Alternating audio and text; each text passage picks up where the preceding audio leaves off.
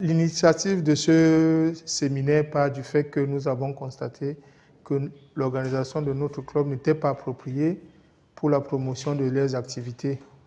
Et il fallait faire quelque chose pour accompagner les fédérations dans leur optique de professionnalisation.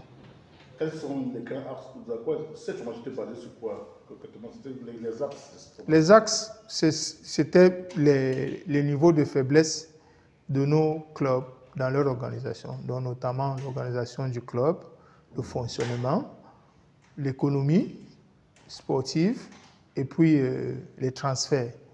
Donc nous avons constaté que chez nous, nous faisons seulement le financement du sport et non l'économie du sport. Il fallait qu'on leur donne les rouages, par exemple dans l'économie du sport, pour savoir comment ils doivent produire de l'argent, que de mettre seulement de l'argent et d'attendre les subventions de la fédération, par exemple.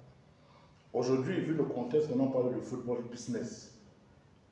Est-ce que le contexte camerounais va vers ce genre de type de formation? S'il continue à fonctionner, si nos clubs continuent à fonctionner comme ça, il ne va jamais s'arrimer au football business. Ce sera très difficile qu'il s'arrime au football business parce que pour la plupart, ce sont des individus qui dirigent les clubs et non des structures. Et là, c'est difficile pour tenir.